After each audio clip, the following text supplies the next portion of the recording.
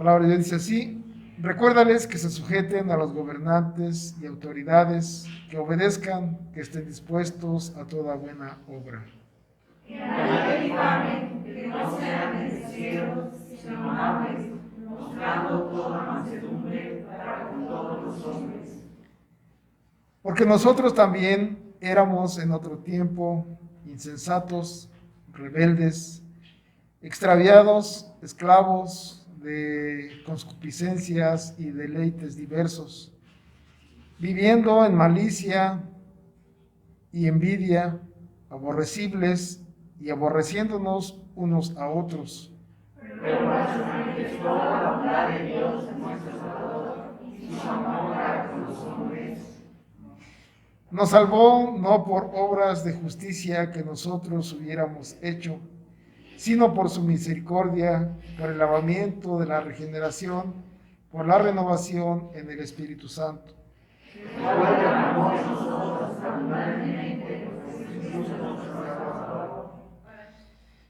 Para que, justificados por su gracia, viniésemos a ser herederos conforme a la esperanza de la vida eterna.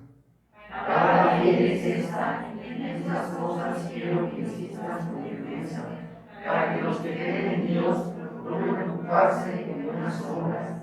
Estas cosas son buenas y útiles a los hombres.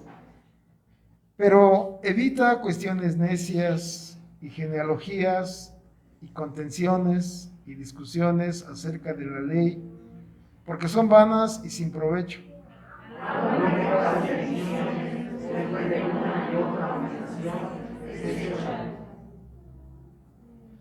Sabiendo que el tal se ha pervertido y peca y está condenado por su propio juicio. Apresúrate a venir a mí y no corres, porque aquí es determinado pasar el infierno. A Zenas, intérprete de la ley, y a Apolos, encamínales con solicitud, de modo que nada les falte. Pero ordena también los nuestros a ocuparse en buenas obras para los casos de necesidad, para que no sean sin fruto. Todos los que están conmigo os saludan, saluda a los que los aman en la fe. La gracia sea con todos vosotros. Amén. Permanecemos en pie un momento. Vamos a orar. Te agradecemos, Señor Santo, que nos permita, Señor, estar reunidos en esta tu casa, Señor. Rogamos que tú seas con nosotros. Que perdones, Señor, mis faltas, Señor, que perdones mis pecados, Señor, delante de ti. Te ruego, Señor, que la dirección, Señor, del Espíritu sea con el que te habla, Señor, y también con la iglesia, Señor, para que podamos, Señor, aprender de tu palabra. Rogamos de tu gracia y dirección en Cristo Jesús. Amén. Pueden tomar su lugar.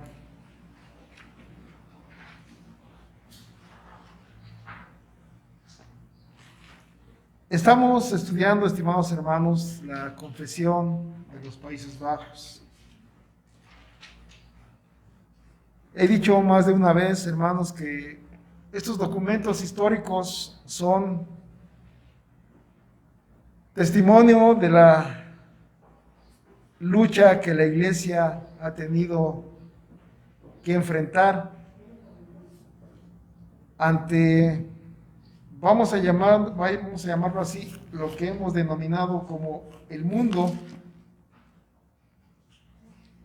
y también como referencia, aunque ya lo hemos expuesto hasta de manera escrita en una escuela dominical anterior, ¿qué es el mundo?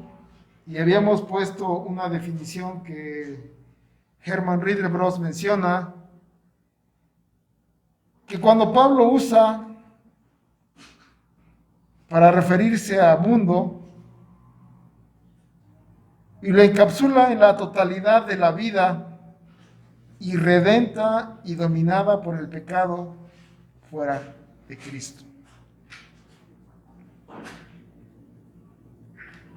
Entonces, es la lucha, estimados hermanos, que hay de la iglesia en aras de la conquista del reino, y esto a través de la Santa Escritura. Se decía en la mañana en la escuela dominical que Dios ha capacitado a su pueblo, a su iglesia, a través de una espada aguda. Y ubicamos también esta fraseología en la misma Escritura que dice que la espada de dos filos es la Santa Escritura que penetra y desmenuza todo. Es innegable, estimados hermanos, la influencia que hemos tenido de los trabajos que el Señor ha encomendado a la iglesia y de sus luchas a través de la historia de la humanidad. Y es ahora que a través de esa lente que vemos la problemática del mundo en el cual vivimos, y decimos con certeza que la iglesia reformada en su momento dio respuesta a problemática específica en tiempo y en lugar. Y que es ahora que la iglesia actual está conminada a emprender y a tomar ese reto de cómo debemos enfrentar la problemática actual que tenemos, pues, en todo sistema de pensamiento ideológico que permea en cada una de las esferas en las cuales nos desenvolvemos. Y algo muy importante que hemos denominado aquí en este artículo, y es lo que pudiéramos nosotros de alguna manera confrontar con lo que pudiéramos denominar, uno entre otros, el humanismo.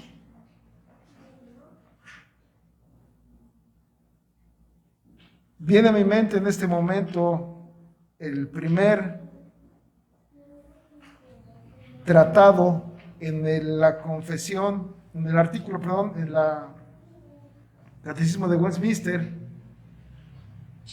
¿Qué consuelo tienes tanto en la vida como en la muerte? Y la respuesta es que no nos pertenecemos a nosotros mismos.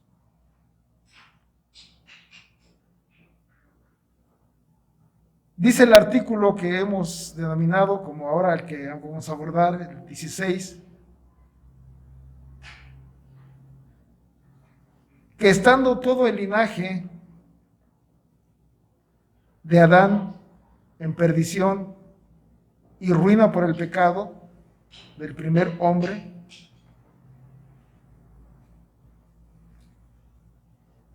Dios se mostró a sí mismo tal cual es, a saber, misericordioso y justo.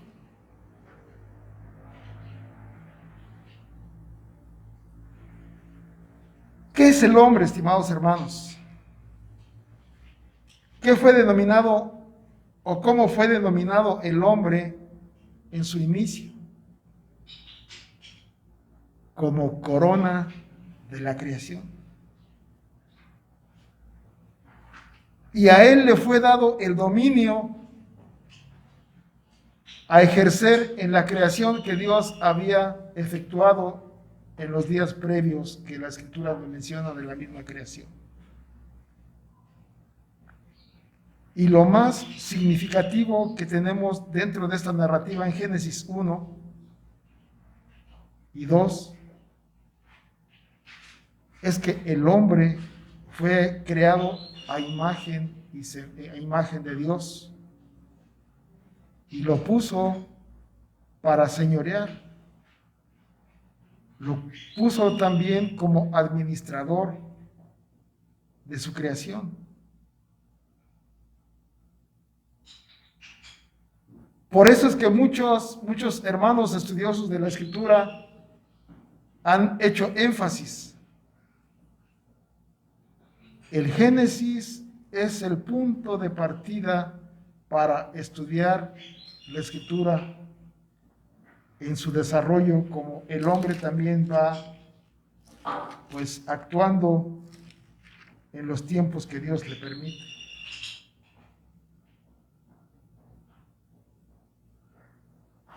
La Escritura no dice el tiempo, si ustedes son cuidadosos en la lectura, pero muchos hemos caído en cuenta y en tal vez en la forma de pensar y hacer de cuenta que hoy Dios creó al mundo y ya mañana ya pecó. Pero la Escritura no da eso. Lo que sí nos dice es que Dios creó al hombre justo y santo a su imagen.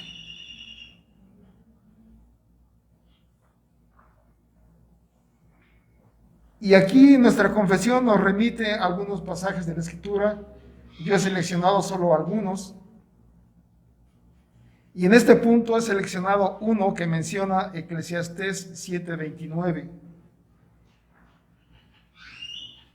donde el predicador dice: he aquí solamente esto he hallado, que Dios hizo al hombre recto, pero ellos buscaron muchas perversiones.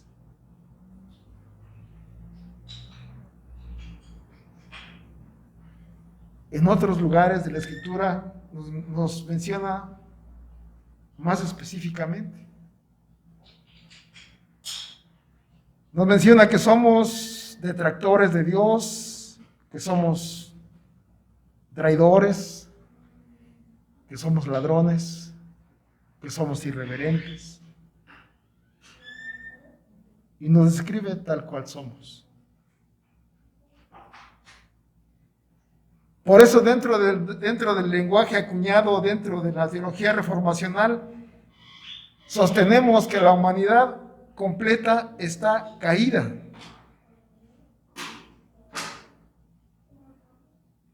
Por eso el artículo que mencionamos ahorita dice: creemos que el estado de todo linaje del hombre, en este caso Adán, está en perdición y ruina por la falta y el pecado del primer hombre. Pero dentro del desarrollo, estimados hermanos, de la narrativa de la Escritura, nos menciona que también tenemos la promesa de redención. Y mucho se ha hablado acerca de esto. ¿Alguien se acuerda el pasaje del protoevangelio? Seguramente.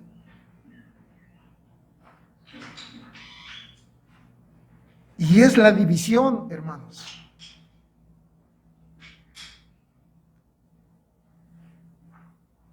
¿Por qué digo la división? Porque en este punto se menciona el linaje de la mujer y el linaje de la serpiente. Hoy en la mañana me preguntaba una de mis nietas, de mis niñas, parte del significado de la parábola del campo donde hay trigo y se siembra cizaña. Esto es, hermanos, esto es. El hombre, estimados hermanos, está perdido en sus delitos y pecados, o estamos. Pero Dios se muestra a sí mismo como justo, misericordioso y santo.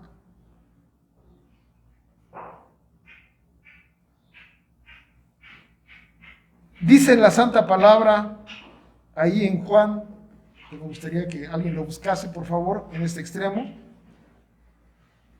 Juan 6:37 y en ese extremo mismo Juan 6:44, por favor, si lo tienen, pues por favor de la lectura. Todo lo que el Padre me da, vendrá a mí, a que a mí viene, no lo echo fuera. Así es. Juan 6:44 de este lado, por favor. Si alguien lo tiene.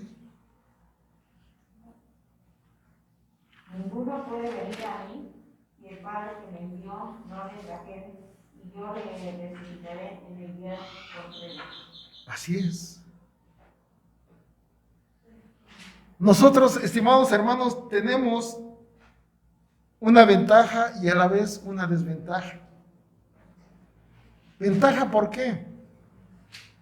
Porque la mayoría de nosotros hemos nacido o crecido en la mayoría en cuna cristiana.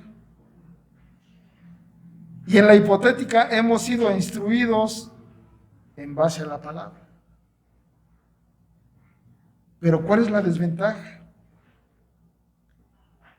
Que muchas de las veces nosotros, estimados hermanos, vemos las cosas desde una manera muy particular, muy en nuestro pensamiento. Y hemos sido, aunque queramos o no, a veces influidos por teologías o sistemas de pensamiento no muy buenos. ¿Y a qué me refiero con esto, estimados hermanos? Se nos presenta un evangelio muy accesible. Y a veces muchos lo han definido como un evangelio hasta disminuido de calidad. Porque se nos dice, tú quieres, y si tú deseas, puedes aceptar. Pero la Escritura, hermanos, es cierto que nos menciona y nos predica el evangelio. Pero también define ciertas cosas que no es para todos.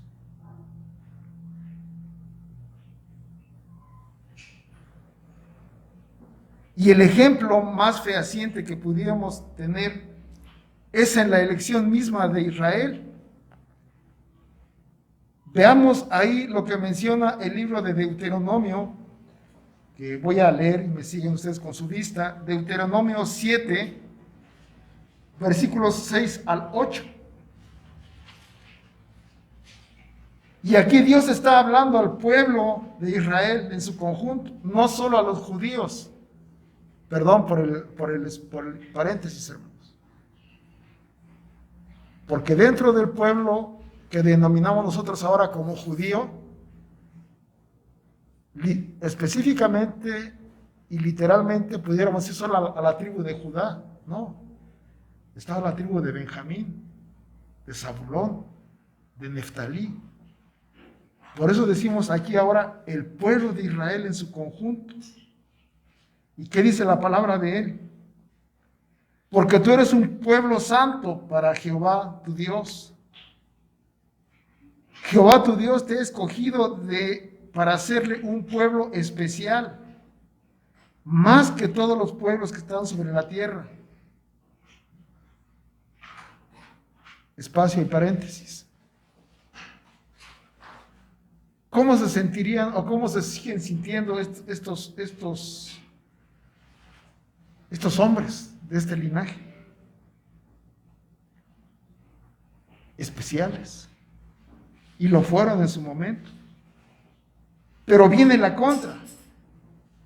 Pero no por ser vosotros más que todos los pueblos os ha querido Jehová, si nos ha escogido, dice, perdón, yo aquí me equivoqué, y os ha escogido, pues vosotros erais los más insignificantes de todos los pueblos. Aquí el ego del hombre, hermanos, es echado por tierra. ¿Quién es el que da? Dios es el que da. ¿Y qué dio? La distinción en su momento al pueblo de Israel de ser su pueblo escogido, que a veces nosotros decimos muchas veces. Pueblo santo escogido por Jehová. Y muchas veces leímos, para que tú seas mi pueblo y yo sea tu Dios. Pero esto ¿de quién dependió? De Dios mismo. ¿Por qué eran especiales? No. ¿Por qué eran muy sabios? No. ¿Por qué eran guerreros? No. Al contrario. Eran o fueron en este momento que se menciona el más insignificante de todos los pueblos. Y viene, hermanos, en el versículo 8 la razón más específica. Sino por cuanto Jehová os amó y quiso guardar el juramento que juró a vuestros padres, os ha sacado Jehová con mano poderosa y os ha rescatado de servidumbre de la mano de Faraón, rey de Egipto.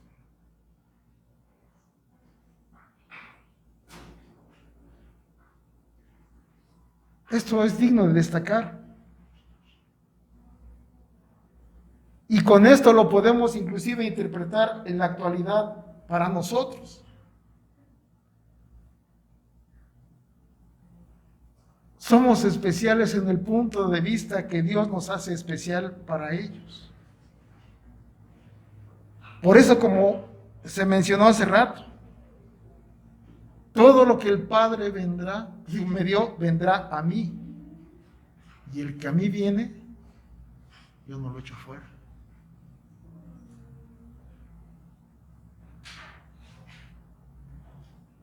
Y esto también, hermanos, tiene un orden. Porque como hemos visto aquí, esto es fruto de una promesa. Y en el caso específico y particular de esta porción de la Escritura, al pueblo de Israel. Promesa hecha ¿a quién? A Abraham. Pero la promesa tiene un alcance mayor a lo que pudiéramos haber interpretado en su momento. Porque es cierto que da la promesa a Abraham y a su descendencia. Y se extiende aún más cuando dice, en ti serán benditas todas las naciones de la tierra. Pero es selectiva también. ¿Por qué? Porque se nos dice también, por cuanto a Jacob amé y a Esaú ¿qué? Aborrecí. Y eran hermanos. Y eran cuates, como dijeron por aquí en el léxico muy mexicano.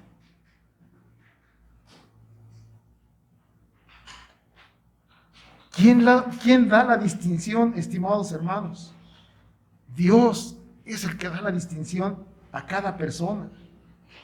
Y en este caso, a este pueblo de Israel. Y continúa diciendo el versículo 9. Conoce pues que Jehová tu Dios es Dios, Dios fiel, que guarda el pacto y la misericordia a los que le aman y guardan sus mandamientos hasta 1000 generaciones. Retomando, estimados hermanos, el pasaje que hemos tomado como texto base. El apóstol Pablo está hablando a una iglesia ya no de judíos o de israelíes o de israelitas, sino ya está hablando a los gentiles. Ya cuando esta promesa se ha cumplido y la gracia se extendió no solamente al pueblo de Israel, sino que se ha extendido pues a los gentiles. Por eso es que San Pablo en Romanos empieza a acuñar esta frase: al judío primeramente y también al griego. Ahora ya los dos son iguales. Ya no hay distinción, dice el apóstol Pablo en Efesios, que de estos dos pueblos ha hecho uno. Ya no hay distinción. En esto, pues, hermanos, se muestra la misericordia de Dios y en su fidelidad a la promesa hecha en primera instancia a Abraham.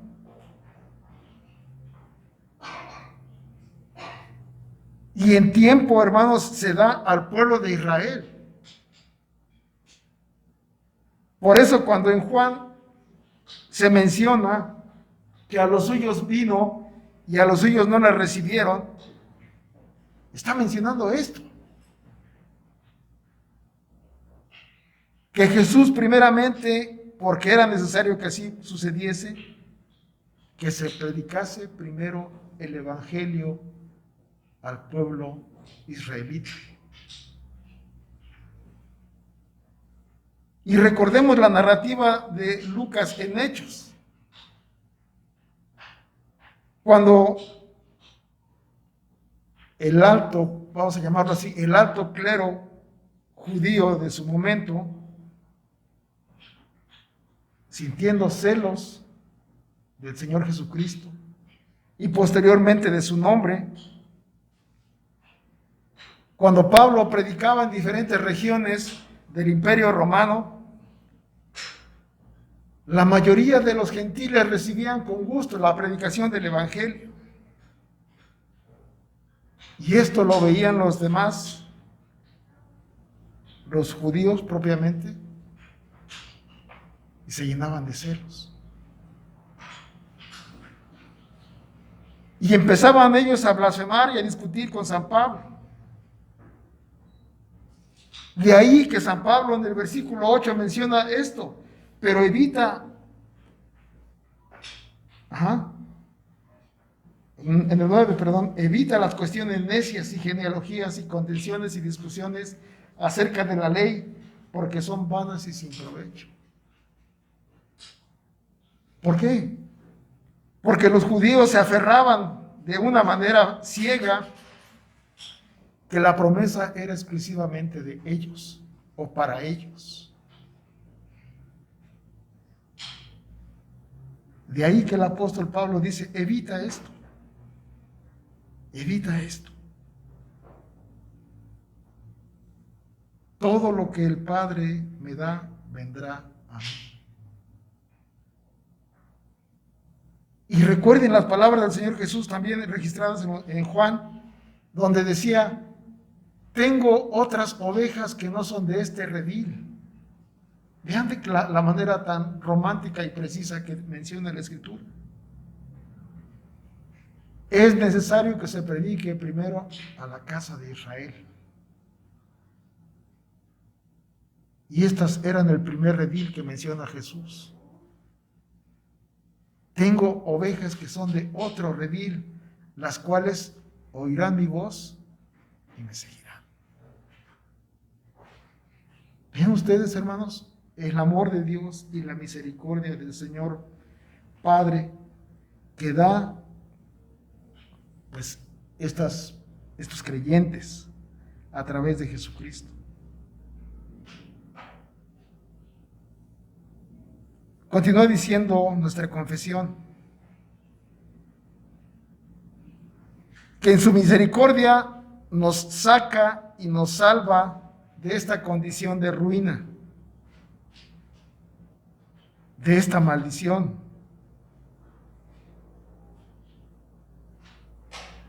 Recordemos, hermanos, que en la caída fue maldecida la creación. El hombre mismo en su caída rompió la comunión directa que tenía con Dios. De ahí que se instauraron posteriormente los famosos sacerdotes, que en su momento fueron la mediación entre el hombre y Dios. ¿A través de qué? De sacrificios.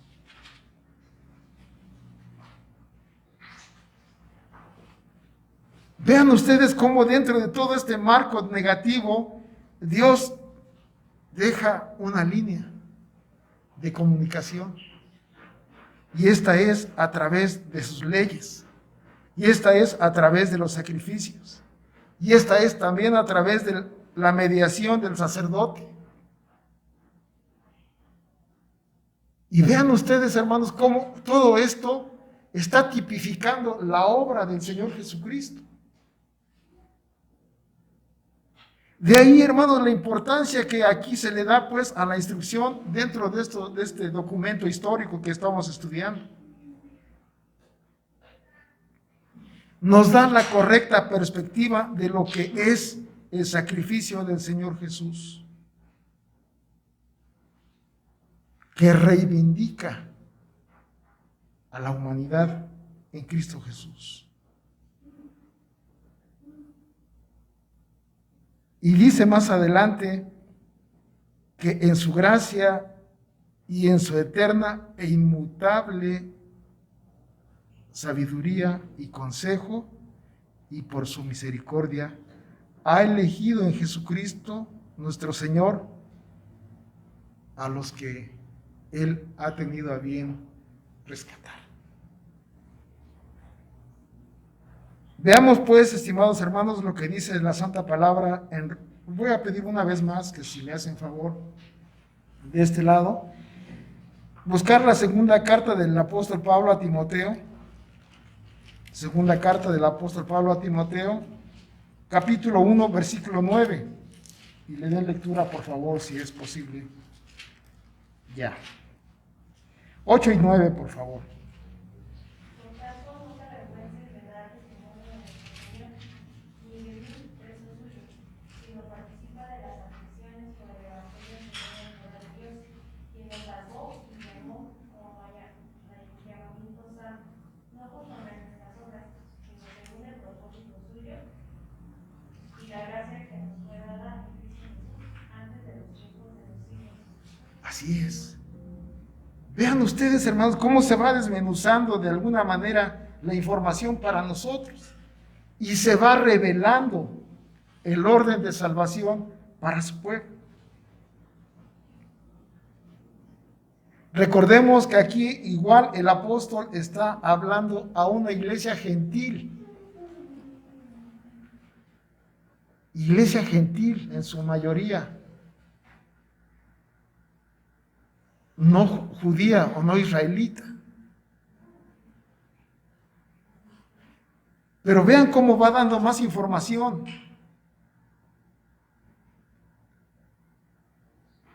Por tanto, dice en el versículo 8, no te avergüences de dar testimonio de nuestro Señor Jesucristo, ni de mí, preso suyo, sino participa de las aflicciones por el Evangelio,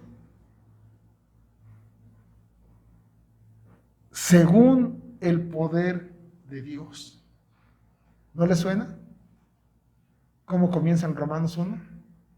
¿Por qué no me avergüenzo del Evangelio? ¿Por qué? ¿Qué sigue? Ok. Quien nos salvó y llamó con llamamiento santo. Y aquí viene lo que quiero destacar. No conforme a nuestras obras, sino según el propósito suyo y la gracia de Dios que nos fue dada en Cristo Jesús antes de los tiempos de los siglos.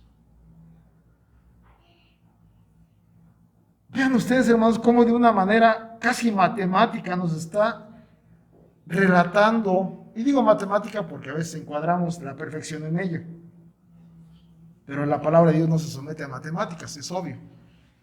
Pero el punto aquí, hermanos, lo que estamos destacando es la precisión que el apóstol Pablo da de lo que es el llamamiento y el orden de salvación. Nos salvó y llamó con llamamiento santo, no conforme a nuestras obras. Hermanos, ¿qué mereceríamos? Sino según el propósito suyo y la gracia que nos fue dada en Cristo Jesús. Decía en la mañana nuestra hermana Araceli dando su clase. Y muchos hemos caído en ese punto de imaginarnos los sufrimientos. Y en ese punto se dice que Mel Gibson, cuando produjo la película alusiva a la pasión del Señor Jesús, han visto literal un baño de sangre al momento que los soldados están lacerando el cuerpo del Señor. Es tremendo. Es inimaginable, estimados hermanos. Y si lo vamos de alguna manera tratando de entender, nuestro entendimiento se queda cortísimo. Porque dice que todo esto fue planeado desde antes de los siglos. Y como dijera el apóstol Pedro en su primer predicación, ahí en el libro de los Hechos, su determinado consejo lo había hecho desde antes de la fundación del mundo. Y traslapando estas porciones de la Escritura, ahora lo ponemos aquí en el versículo 10. Pero ahora ha sido manifestada por la aparición de nuestro Señor Jesucristo. ¿Qué fue manifestada? La gracia y misericordia, el cual quitó la muerte y sacó a la luz la vida y la inmortalidad por el Evangelio. Esto en nuestras mentes, hermanos, es incomprensible. Pero esto es, hermanos, el orden. Y resumiendo, Dios en su gracia y en su eterna sabiduría y misericordia escogió en tiempos pasados al pueblo de Israel. Y sí estaba abierta una puerta para el pueblo gentil. Sería deshonesto decir que no. Estaba abierta una puerta. Pero en el cumplimiento del Señor Jesucristo en la cruz del Calvario y su resurrección, esto se abre a todo el género humano.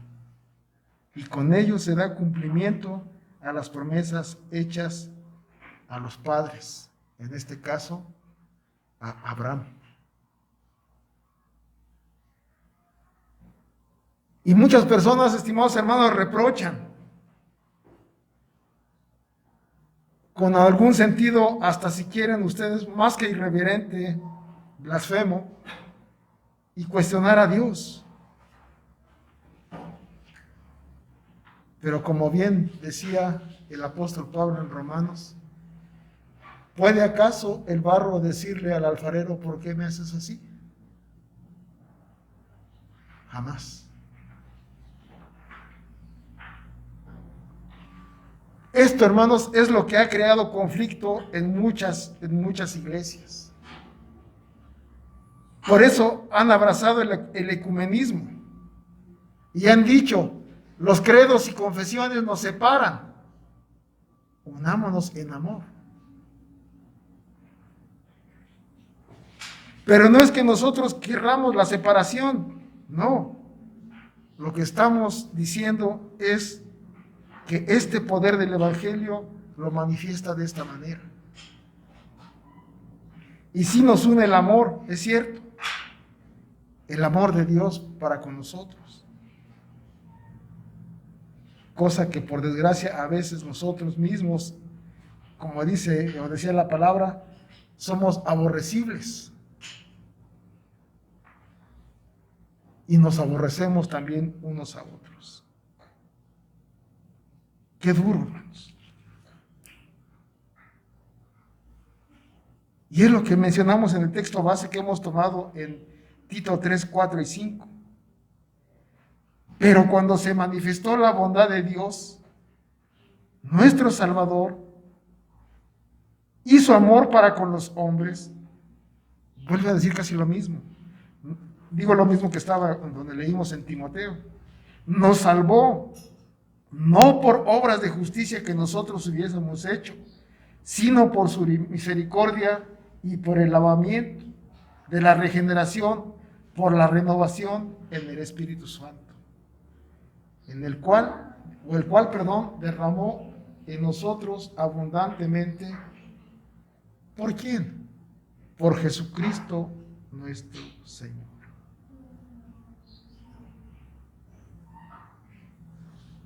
Vean ustedes, estimados hermanos, la importancia y la relevancia que tiene la instrucción de este artículo y en resumen de la confesión belga. La elección, la justificación hecha en Cristo Jesús. Porque Juan Molina es digno de destacar. Jamás. Porque algunos de nosotros es muy bueno. Claro que no. Es el amor de Dios para con sus escogidos. Y aquí viene la otra parte, estimados hermanos. Él también deja a otros sin esta misericordia y sin esta gracia. ¿Por culpa de Dios? No. Ellos ya estaban caídos. Es simple. Es simple, hermano. Y también es muy duro. De ahí, hermano, la importancia que el apóstol menciona otra vez en el libro en la carta del apóstol Pablo a los Efesios. Y como el apóstol Pablo dice, yo estoy orando para que el Señor en su gracia os dé espíritu de sabiduría y de entendimiento, para que podamos entender que este mismo poder que usó el Señor Dios Padre en Jesucristo para resucitarlo, es el mismo que está empleando a nosotros para restaurarnos.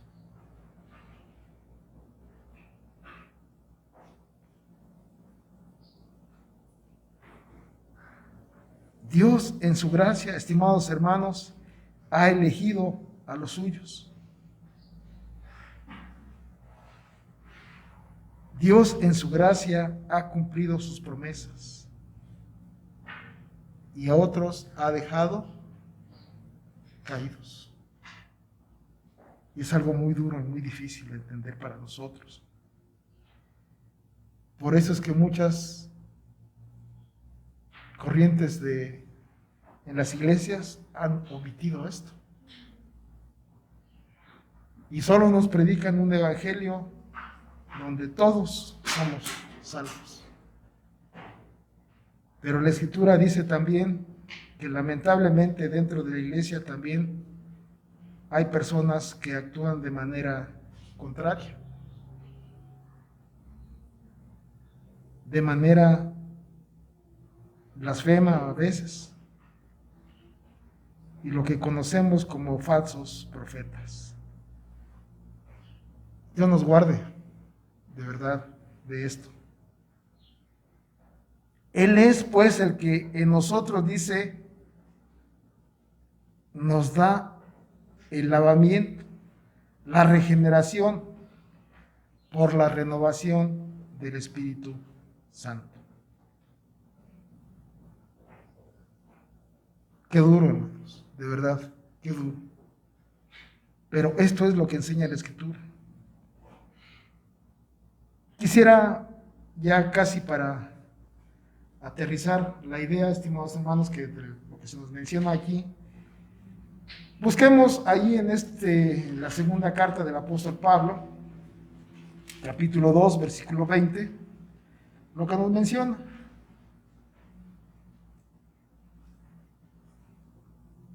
Pero en una casa grande no solamente hay utensilios de oro y plata, sino también de madera y barro, y unos son para usos viles y otros son para usos honrosos. De alguna manera también está tipificando aquí, hermanos, lo que hemos mencionado. Hay no elegidos también, por así decirlo. Y esto, hermanos, solamente depende de Dios. No siendo fatalista, hermanos, decimos que oramos para que dentro de la gracia del Señor nos permita que su Espíritu confirme en nosotros día a día que somos de su grey, de su pueblo. Dice el apóstol Pedro, no es que lo hayamos alcanzado, hablando del bautismo y de la regeneración, no, sino que estamos luchando todavía por ello.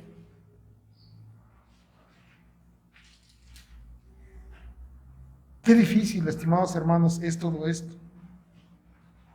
Pero es la palabra de Dios.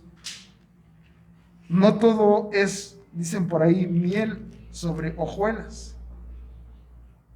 La palabra de Dios es eso, espada de dos filos, ¿verdad?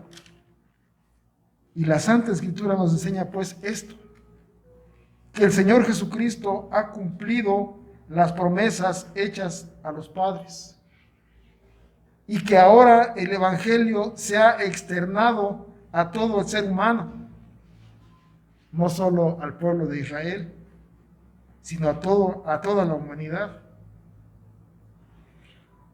Y todo lo que el Padre me da, dice la misma Escritura, vendrá a mí. Y al que a mí viene, yo no le echo fuera. Quiere el Señor, estimados hermanos, que cultivemos, que día a día nos preocupemos por esa relación que debemos de tener con Dios.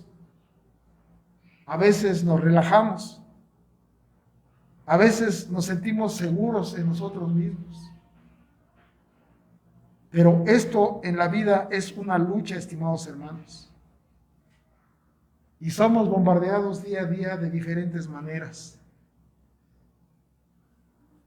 Y un ejemplo fehaciente es cuando el Señor sabe que va a ser entregado y les dice a sus discípulos, los van a zarandear como trigo.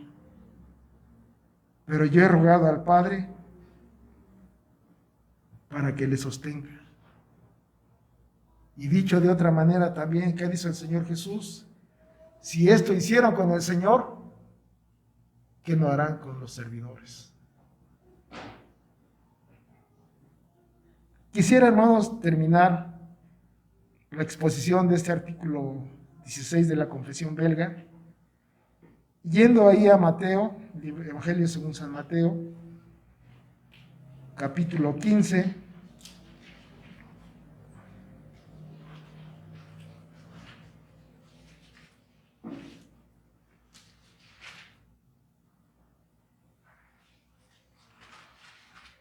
este pasaje, hermanos, es para mí muy significativo.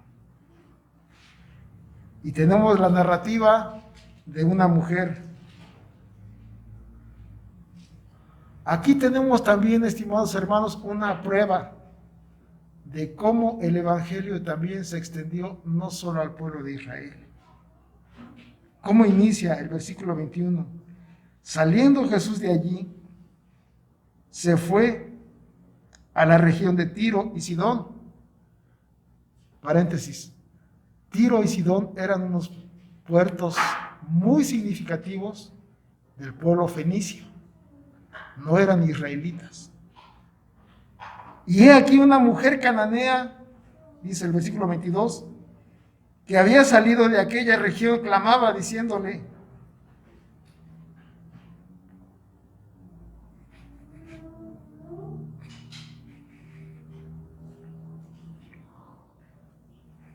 Señor, Hijo de David,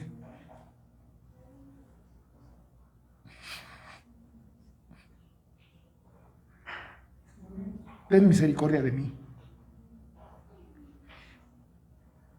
Dice aquí, mi hija es gravemente atormentada por un demonio. Y la respuesta es Jesús. Pero Jesús no le respondió palabra. Y dice, entonces, acercándose sus discípulos, le rogaron diciendo: despídela, porque da voces tras nosotros. Él, respondiendo, dijo: no soy enviado sino a las ovejas perdidas de la casa de Israel. Entonces, dice ella, vino y se postró ante él diciendo: Señor, socórreme. Y respondiendo él dijo: no está bien tomar el pan de los hijos y echarlo a los perrillos. Y ella dice, o responde: sí, Señor, pero aún los perrillos comen de las migajas que caen de la mesa de los hijos. Entonces, respondiendo Jesús, dijo: oh mujer, grande es tu fe, hágase contigo como quieres. Y su hija fue sanada en aquella hora. Gracia y misericordia de Dios aparentemente a una mujer que no debía de recibir nada. Dice el apóstol Pablo, estimados hermanos, ahí en el Evangelio de la carta de Romanos, que todo lo que se escribió para enseñanza nuestra fue hecho. Y este pasaje, hermanos, es muy significativo. Gracia y misericordia de Dios para nosotros. En esto, hermanos, radica el Evangelio, en la gracia y misericordia de Dios hacia sus elegidos. En esto, hermanos, es lo que debemos nosotros tener en mente, en cuenta: su gracia y misericordia. No porque seamos buenos, no porque seamos de alguna manera creyentes asiduos en el Evangelio, no. Es por la gracia y misericordia de Dios que nos atrajo hacia Él. ¿Cuánto sentido tienen, estimados hermanos, las frases que vemos en la Escritura a los discípulos? No me elegisteis vosotros a mí, sino yo os he elegido a vosotros para que vayáis y llevéis fruto, y vuestro fruto permanezca. Quiere el Señor, hermanos, que esto que hemos leído en la Santa Palabra sea de alguna manera significativo para cada uno de nosotros. Es Dios el que viene a nosotros.